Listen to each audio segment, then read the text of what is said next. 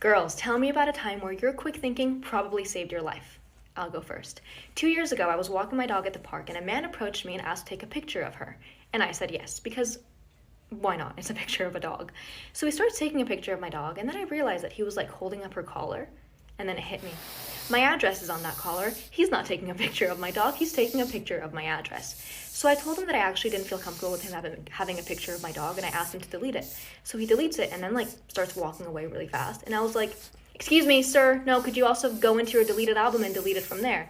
And he goes, "I don't have a deleted album." And I was like, "You have an iPhone, everybody has a deleted album, could you please delete the picture?" And he was like, "Sorry, I don't have a deleted album," and like keeps walking away. And keep in mind, this is like 2 PM in a park, like there's other people around. So now I'm like chasing after him, and I'm telling him, "Sir, I know you have the album, I will show you where the album is, can you please go onto your phone so that we can delete the picture?" Oh, part two. I'm sorry for the delay. So I'm still chasing after him, and people at the park are like starting to look at us now because I'm chasing after him and I'm telling him to stop walking. And so he stops, and I tell him again to delete the photo from the deleted album, and he goes, "I don't have a deleted album." And I was like, "Yes, you do.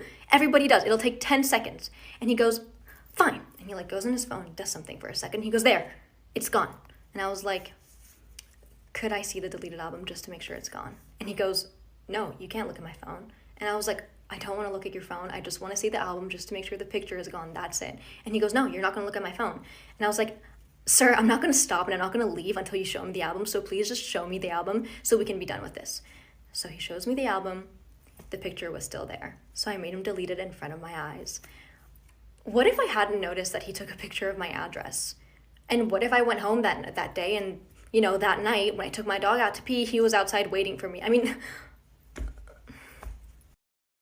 When my daughter was born, she had dark skin and looked like her parents could be of African descent. My husband was furious and accused me of cheating and left right then and there. He told everyone on both sides of the family what happened and wanted a divorce. Then his friends and families all called me to say how upset they were and called me really nasty names. My mother was by my side the entire time as I kept professing my innocence. He refused to pick me up from the hospital, threw my stuff out on the lawn, and changed the locks. When my sister called to get the baby stuff, he texted her a picture of a bare nursery room and said he got rid of everything. He even destroyed my art studio. Eventually, he agreed to do a paternity test, and he was 100% the father. No one could believe this, so he did it again, and he was the dad. One of his cousins did the ancestry thing and found out there was 30% of African in their family. This made Jim's paternal great-grandmother admit to having an affair around the same time Jim's grandfather was born, and because he could pass as hers, she just assumed her husband was the father. Since then, he's been reaching out and everyone has come to apologize. I told him I needed time, and he asked to see the baby, and I let him, but I'm too afraid to physically hand her to him. I've never cheated and have been 100% innocent all this time. Am I the asshole for not wanting to give him a second chance? Storytime. Someone tried to murder me on a school trip. So during my senior year, I started talking to this guy that we can call Tyler.